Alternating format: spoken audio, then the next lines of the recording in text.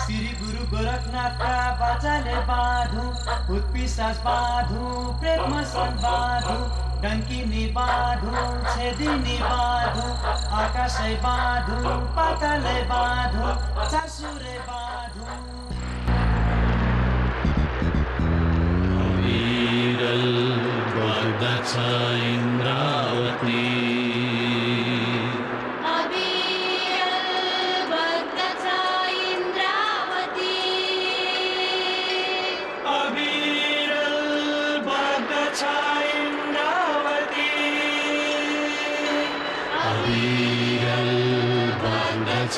इंद्रावती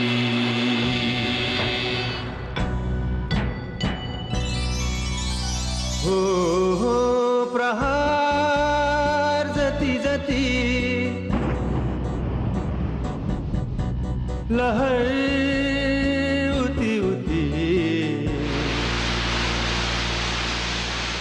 बोलु कति सहु कति हिसाब नगरी अविरल बग्दछ इन्द्रावती अविरल बग्दछ इन्द्रावती अविरल बग्दछ इन्द्रावती अविरल बग्दछ इन्द्रावती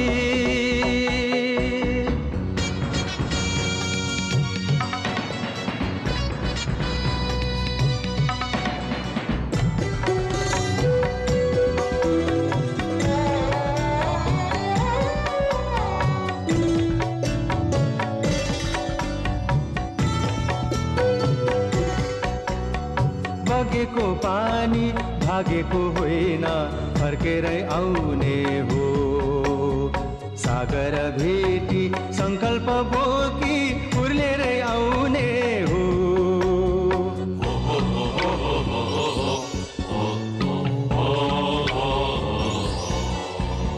बगेको पानी भागेको होइन फर्केरै आउने हो सागर भेटी संकल्प बोकी उर्लेरै आउने हो देख्यो कति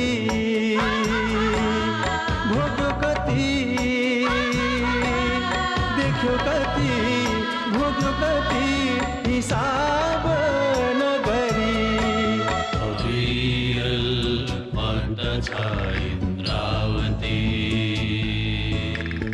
अविरल बग्दछ इन्द्रावती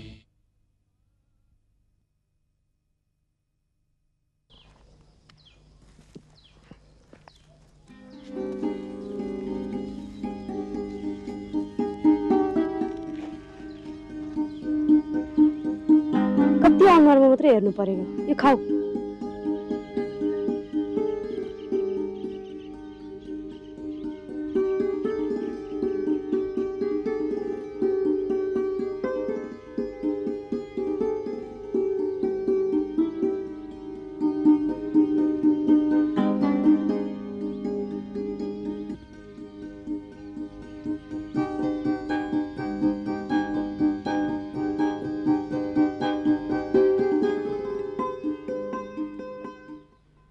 केटा हो तिमीहरू जम्मा भएको बेला एउटा कुरा गर्नलाई भनेको के कुरा म त पदनमा उठ्ने भए नि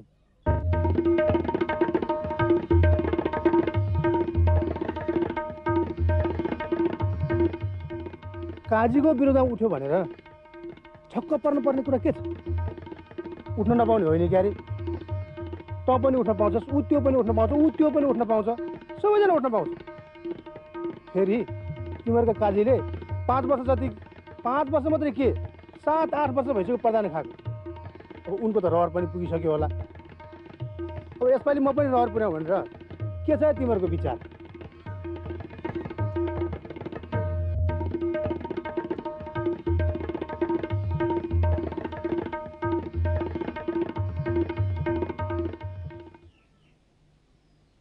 हामीले के भन्नु मालिक हाम्रो लागि त जस्ता हुने मालिक त्यस्तै तपाईँ पनि। हामीले कसरी मुख खोल्ने हजुर? साना काजीले हाम्रो त छाला काट्छन्। मैले त्यसो भन्न खोजेको होइन। मैले त म प्रधान भएँ भने तिमीहरू बेखुसी त हुँदैनौ भनेर बुझ्न खोजेको। हेर्नु सन्यासी काजी, तपाईँ साना काजीको विरोधमा प्रधानमा लड्न लाग्नुभयो। तपाईँले जित्नुभयो भने हामीलाई खुसी नै लाग्छ। तर हाम्रो मान्छेको भोट चाहिँ खोइ तपाईँले पाउनु होला भन्ने मलाई शङ्कै लाग्छ। किन शङ्का? त अलिअलि भए पनि पढेको, त्यत्रो सहरमा बसेको, जाने बुझेको मान्छेले पनि सानगाईसँग किन डराउने? होइन होइन, मलाई भन्नुहुन्छ भने म तपाईँको प्रचार पनि गरिदिन्छु। मैले कसको के खाएको छु र कसैसँग डराउनुलाई? चुनाव भनेको कुरो आफ्नो मनै चिपो त, राजाले दिएको कुरो। अनि काजी, तपाईँले प्रधानमा उठेर जित्नुभयो भने साना काजीको भन्दा बेसी के गर्नुहुन्छ? हाम्रा साना काजी प्रधान भएपछि मन्त्री हुने रे। तर तपाईँ हेर भाइ हो, आफ्नो त कुनै मन्त्री सन्त्री हुने धोको छैन। म मन्त्री भएँ भने आफै झन्डा हल्लाउँदै मोटर चढ्छु, हिँड्छु। त्यसबाट यो गाउँलाई के फाइदा हुन्छ? तिमीहरूलाई के फाइदा हुन्छ? म त आफ्नै गाउँमा प्रधान भएर आफ्नै गाउँको तिमीहरूको सेवा गर्न चाहन्छु। अरू त म के भनौँ र भाइ हो। हेर, तिमीहरूका साना काजीको प्रधानगीमा जस्तो मनलाग्दी अन्याय अत्याचार चाहिँ मेरो प्रधानगीमा चाहिँ हुन पाउने छैन।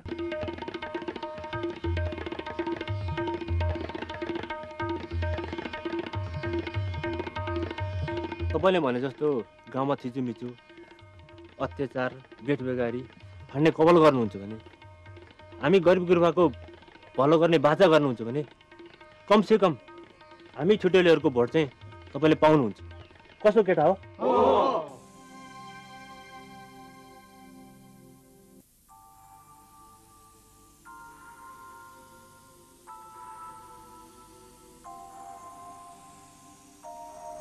लौ बोल कबले भो।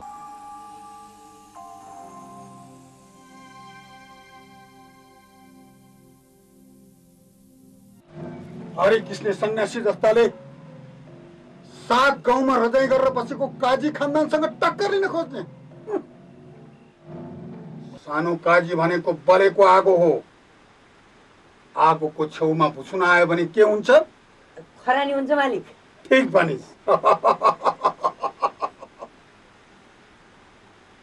अरू बेला काजीसँग ठट्टा गरेको भए उडाइदिइ सक्थे, तर आज जाँड रक्सी खाएर आएको रहेछस्। जा, माफी भयो। मैले जाँड रक्सी केही खाएको छैन मालिक।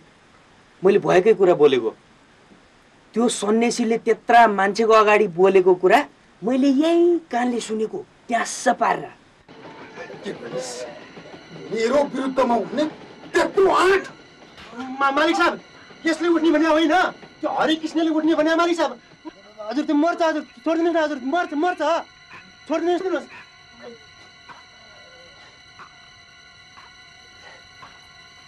सात गाउँमा आजसम्म नभएको नयाँ चलन निकाल्ने भएछ त्यसलाई।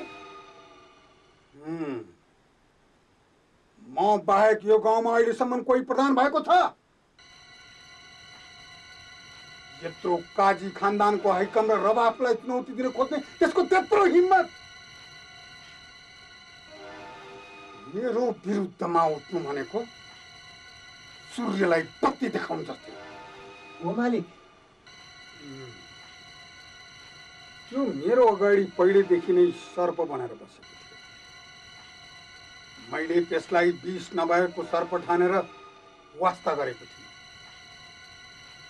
तर अलिअलि गर्दै विष परिन थालेछ। मालिक साहब, सानो मुखले ठुलो कुरा गरे नभन्नु होला। सर्प त आखिर सर्प नै हो नि, बिख थोरै होस् कि धेरै होस्, त्यस्तो सर्पलाई जति सक्यो चाँडो बाटोबाट हटाइहाल्नुपर्छ हजुर, सिलमा उनेर।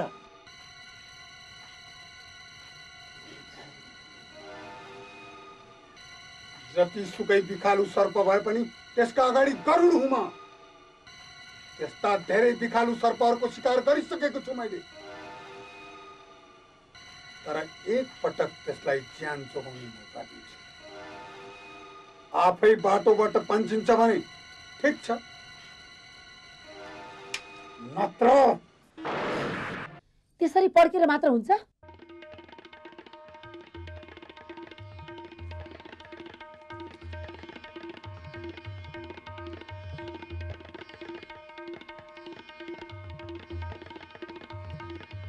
बुवा हजुर सोध्दै होइसिन्छ, केही न केही उपाय त निकालिहालिसिन्छ नि।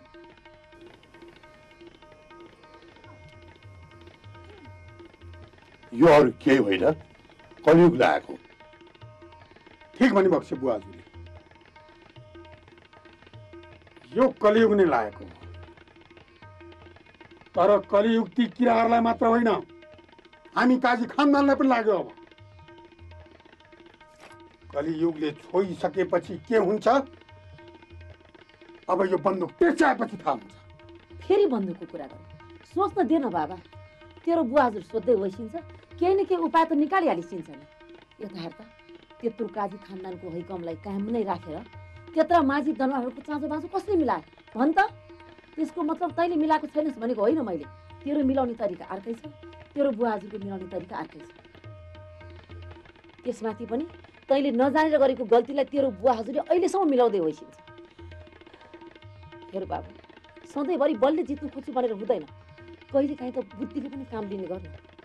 यो घटना कसरी भयो, किन भयो, राम्ररी बुझ्नुपर्छ तैँले। आवेशमा आउनु हुँदैन बाबु। यो 7 गाउँमा हाम्रा खानदानले ठुलो सृष्टि गरेका छन्। आफ्नो हैकम जमाउन, श्री सम्पत्ति कमाउन कसै कसैमाथि तलमाथि गरियो होला, कसै कसैको जग्गा जमिन हडप्यो पनि होला। यस्तो हुन्छ, गरिन्छ। अब यो सिलसिलामा त्यसको पनि केही जग्गा हाम्रो भागमा पर्यो होला। यो अरू केही होइन, त्यसको बाउको पालादेखिको तुस हो। यसले त्यही तुस लिन खोजेको। त्यसले यसपालि काजी खानदानसँग प्रत्यक्ष रूपमा टक्कर लिन खोजेको हो। माझी दरबार त जन्मजातै हाम्रा कब्जामा छन् र ती कब्जामै रहन्छ। तर त्यो एउटा चाहिँ पहिलेदेखि नै अलिअलि बाउटी खालको थियो। हामीले अनेक दुःख गरेर जोडेको सम्पत्तिलाई त्यो मेरै सम्पत्ति त हो नि, मेरै सम्पत्ति खोसेर लगेको त हो नि भन्न पनि पछि नपर्ने खालको मान्छे हो त्यो। त्यसले त्यही तुस लिएको हुनुपर्छ। त्यस्ता तुसलाई म 1 मिनेटमा मेटाइदिन्छु बुवा हजुर। त्यसलाई कालले कुटकुट्याएको छैन भने बाटो छोड्छ, होइन भने म त होइन बाबु, यति सानो कुरामा पनि त के रे, मेरो यत्रो राजनीतिक व्यक्तित्व खत्म हुने भइसक्यो। यो 7 गाउँमा हामी काजी खानदानको जुन इज्जत छ, यही कारणले त्यो इज्जतमा धब्बा लाग्ने भइसक्यो। हजुर सानो कुरा भनिबक्सिन्छ? म मान्दिनँ आमा। सरासर काजी खानदानलाई चुनौती हो यो। यस्ता चुनौती दिनेलाई हावामा उडाइदिनु पर्छ। अनि हेरौँ न को निस्किन्छ चुनौती दिने। नगर्न त्यस्तो कुरा, सधैँ आगो भएर मात्रै हुन्छ। जहिले पनि मारिदिन्छु, काटिदिन्छु, पड्काइदिन्छु। मैले कसरी मिलाएर राखेको थिएँ, अहिले पनि कसरी मिलाएर राखेको छु। ठुलालाई ठुलेको ठाउँमा, सानालाई सानैको ठाउँमा। रिसाएर मात्रै हुन्छ। त्यसलाई यहाँ बोलाएर केरकार गर्नुपर्छ, सब ठिक हुन्छ। हजुरले भनेर आउँछ त्यो? आउँछ, किन आउँदैन? त्यसका पुर्खादेखि अहिलेसम्म सबै आउनु हुने, त्यो चाहिँ आउनु नहुने कि माझीहरूले काजी भने भन्दैमा त्यो पनि आफूले काजी भन्ठान्छ कि क्या हो? नाथे सन्यासी 2-4 माना बारीको पाटो भयो भन्दैमा, 2-4 जना माझीलाई सहयोग गरे भन्दैमा त्यो पनि हामी सर भयो भन्ठान्छ कि क्या हो? हेर, त्यसलाई अहिले बोलाएर हगे हग मुते मुत पारिदिन्छु। ए लालबिरे हजुर, मैले पनि त्यही भनेको। सत्ययुगका देउता कलियुगमा खोज्दै हिँड्ने हो भने हाम्रै काई साहबलाई हेरे पुग्छ। तर के गर्नु, कलियुगले ढपक्क छोपिहाल्यो। नत्र भने काजी खानदानको टक्करमा ती हरिसन्यासीले उठ्नुहुन्छ? हुँदैन थियो नि, तर के गर्नु, त्यो हरिसन्यासीले जितेर जे गर्ने हुन् सानो काजीले गरेकै छन्, गरिब दुखीलाई हेरेकै छन्। फेरेका छन्? के फेरेका छन्? फेरेको छन् भनेको हो त, गरिब दुखीलाई हेरेको छन् पो भनेको त। त्यही त मैले पनि त्यही भनेको। काइसाले नहेरे कसले हेर्ने? साना काजीको विरुद्ध उठ्नु भनेको त सूर्यलाई हत्केलाले सेक्नु बराबर हो। होइन, कसले मद्दत गर्छ भनेर उठेका हुन् ती? पहिले त उठ्ने रे भनेर हल्ला मात्रै सुनेको थिएँ, अहिले त उठेकै हो रे। हारेपछि थाहा हुन्छ, पछि त्यो सन्यासीलाई न यो गाउँमा बस्नु न बाहिर जानु कत्रो बदनाम हुन्छ। ए साने, हजुर, हरि सन्यासी घरमा छन्? हुनुहुन्न। बिहान 4-5 जना मान्छे आएको थिए, चौतारतिर होला। मैले यो कुरो अहिले मात्रै होइन, महिनौँ दिनदेखि भन्दै आएको छु। उता बोडगाउँ, भ्युटार, नेपाल थोक, दनवार गाउँ, दमाईटोल सबैतिर घर घरमा गएर भनेको छु। तिमीहरू त झन् बारम्बार भनिरहेकै छु। अब हेर, चुनाव मुखमै आइसक्यो। आफ्नो आफ्नो भोट कसलाई दिने, कसलाई जिताउने भनेर विचार गर्ने बेला आइसक्यो। बुझ्यौ? होइन, मैले अब तिमीहरूलाई चुनावमा जित्यो भने मात्रै काम गर्ने त होइन नि। मैले त काम गरिरहेकै छु, तिमीहरूले देखिरहेकै छौ। बरु सुन्दैछु उता ठुलो घर म उठाएर चाहिँ हल्ली खल्ली मचिया छ अरे, मेरो रिस गरिरहेछन् रे। तर म कसैसँग डराउन्न, म यसपालि प्रधानमा उठे ल।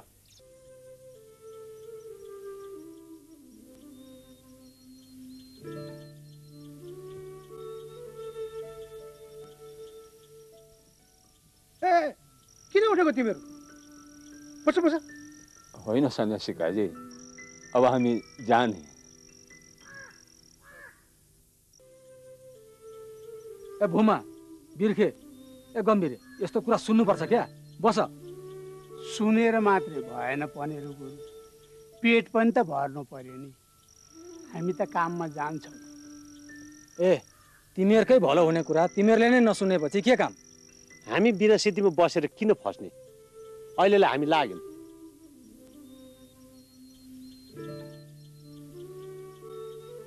भनेर गुरु जान दिनुहोस् न यी बुढाहरूलाई, हामी छौँ नि।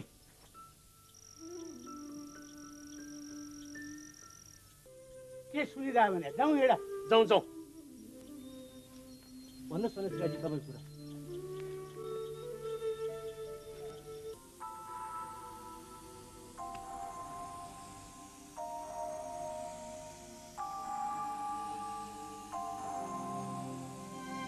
सन्देशी काजी, तपाईँलाई ठुला गरेर डाकेको छ, अहिले जाउँ रे।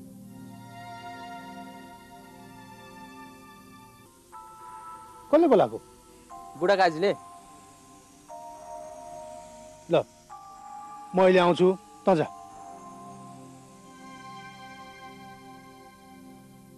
ल अरू कुरा पछि गर्दै गरौँला, अहिले म ठुला घरमा गएर आउँछु। हामी पनि तपाईँसँगै जान्छौँ। पर्दैन र जानु पनि हुँदैन, म एक्लै जान्छु। ठिक कुरा गरे, अरू जानु राम्रो। के कुरा हो बुझेर आयो? कुरा त सफा नै छ नि, उही चुनावको कुरा गर्ने होला। तिमीहरू डराउनु पर्दैन यार, तिनीहरूले मलाई काट्न सक्ने होइन, मार्न सक्ने होइन। फेरि त्यहाँ के हुन्छ म आएर भनिहाल्छु। ल अहिले म गएँ। सन्यासी काजी, हामी तपाईँको साथमा छौँ, तपाईँ नडराउनुहोस्। हो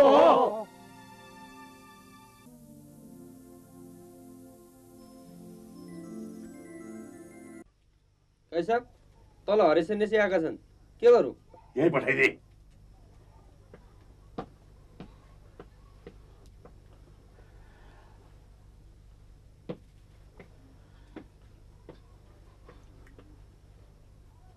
काजी बुवा नमस्कार।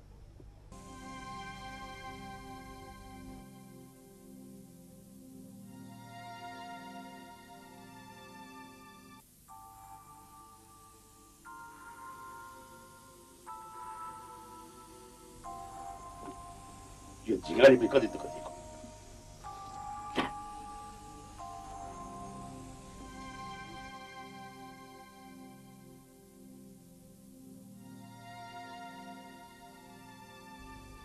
ए त उभिरहेको छस्, बस्न।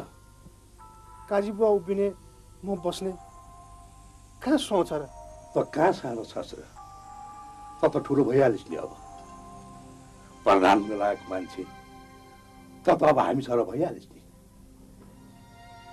काजी बुवा हजुरले मलाई के भन्न बोलाउनु भएको हो बरु त्यो भन्नुहोस् न। हरि सन्यासी,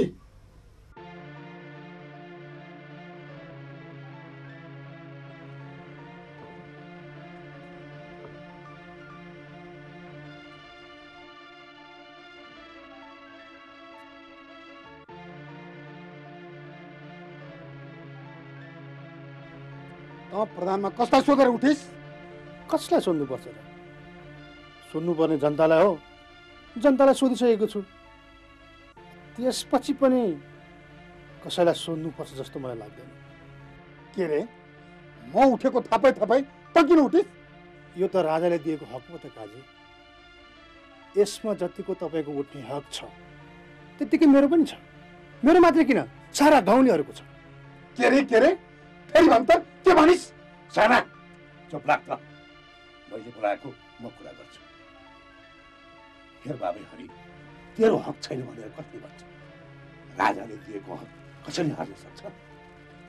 तर भन् त, तर सानामा के फरक छ? मैले फरक छ भनेर कहिले भनेको छु? त्यसैले यो पल्ट साना काजी प्रधानमा उठिहाल्यो। अब साना काजीको विरुद्ध त उठ्दा गाउँमा फाटो पर्छ। अब गाउँमा फाटो नपरोस् भनेर मैले तँलाई भनेको। हेर बाबे, मेरो लागि त साना काजी जस्तो त पनि उस्तै।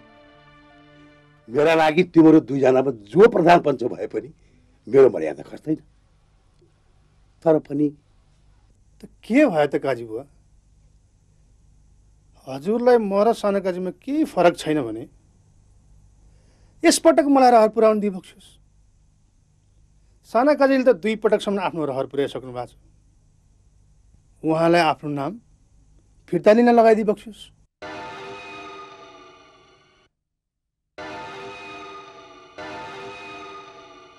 हेर बाबे हरि, तैँले भनेको कुरा पनि म राजी भयो। तर सानाले नाउँ दर्ता गराइसक्यो। अब दर्ता गराइसकेको नाम फिर्ता लिँदा सारा दुनियाँले के भन्छ भन् त? तँलाई थाहा छँदैछ यो 7 गाउँमा हाम्रो कत्रो इज्जत छ। अब दर्ता गराइसकेको नाम फिर्ता लिँदा काजी बुवा, इज्जत भन्ने कुरा आफ्नो आफ्नो ठाउँमा सबैको हुन्छ। ठुलाको ठुलो इज्जत, सानाको सानो इज्जत। चुनाव भन्ने कुरो जनताले रोज्ने कुरा हो, कसैलाई टीका लगाएर दिने होइन। अब मैले पनि जानी नजानी नाउँ दर्ता गरिसकेको छु। अब जे गर्ला जनताले गर्छ। तँलाई त म सारा सारा सारा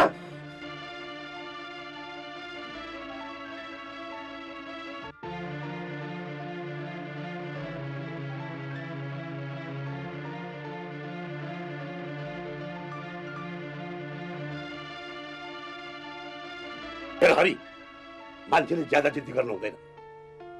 जिद्दीको फल राम्रो हुन्न।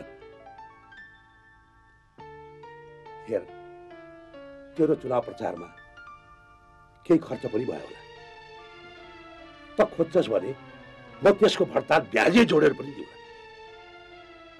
आखिर त प्रधानपञ्च भइहालिस् भने पनि कति नै कमाउलास् र? काजी बुवा, म पैसा कमाउन प्रधानमा उठेको होइन। पैसा त 2-4 जना खाँचो पर्नलाई टार्न सक्ने ईश्वरले दिएकै छन्। म त गाउँमा गरिब गुरुवाहरूको सेवा गर्न सक्छु कि भनेर उठेको। सेवा भएको बहादुर, यस्ता गल्लीको कुकुरहरूलाई भुक्न दिइबक्छस्। हेरौँ न यो के सामानले लड्दो रहेछ मसँग।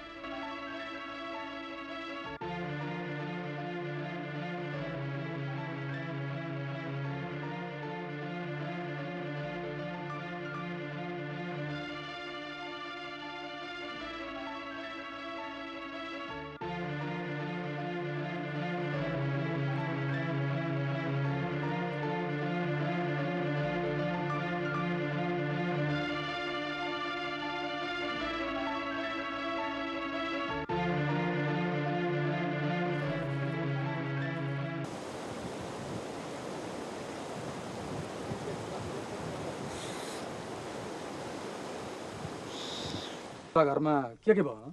डराउने धम्काउने काम पनि भयो कि के मात्रै भएन भन न, के मात्रै गरेनन्? साम दाम दण्ड भेद सब लागू गर्न खोजे, तर म डराइनँ। तिनीहरूको धम्कीसँग म किन डराउने? सानो काजीले त मलाई डराउनको लागि बन्दुक हातमा खेलाउँदै कुरा गर्दै थिए, तर म डराइनँ। आजकल जमाना अर्कै भइसक्यो। तिनीहरूको बन्दुकले को डराउँछ? हामी तिनीहरूले शिकार गर्ने कालिज हौँ, जङ्गली चराचुरुङ्गी हौँ हामी त मान्छे हौँ, मान्छे प्रलोभमा फस्छ भन्ने कुरो बुढाकाजीलाई राम्रोसँग थाहा छ। मलाई पनि फसाउन खोजेको थिएँ, तर म कुनै प्रलोभमा फसिनँ है। मैले त सत्य जे छ त्यो भन्ने। हेर्नुहोस्, पहिला को उठेका थिए त्यो मलाई वास्ता छैन, र यसपालि पनि को उठ्छन् त्यो पनि मलाई वास्ता छैन। तर म यसपालि प्रधानमा उठेँ भनेर भनिदिएको थिएँ। त्यति सुन्ने बित्तिकै त बुढा काजी र त्यो सानो काजीको छातीमा दन्ती आगो बलेको प्रष्टै देखिन्थ्यो। अब यो आगो निम्न दिनु हुँदैन, झन् दन्किन दिनुपर्छ। यही आगोमा युगौँदेखिको शोषण, अन्याय, अत्याचार सब डढाउनुपर्छ, खरानी बनाउनुपर्छ। अनि मात्र सृजनाको वातावरण बन्छ, अनि मात्र समयले कोल्टी फेर्छ। कहीँ कतै उत्पात त हुने होइन? केही न केही उत्पात त हुन्छ। हाम्रो पनेरो गुरुले भनेको जस्तो हो, केही न केही उथुल पुथुल नभइकन समयले कसरी कोल्टो फेर्छ। हाम्रो बाजे बराजुको पालोदेखि कमारो भएर दुःख खेप्दै आइयो। कहिलेसम्म भन्थे, तर तपाईँ पर्दामा उठ्ने कुराले बल्ल आश लाग्यो। अब हाम्रो दिन पनि फर्कन्छ होइन त? फर्कन्छ, अवश्य फर्कन्छ। हेर, समय भनेको कुमालेको चक्र हो। सुखपछि दुःख आउँछ, दुःखपछि सुख आउँछ, तर अवश्य आउँछ। अविरल बग्दछ इन्द्रावती, अविरल बग्दछ इन्द्रावती।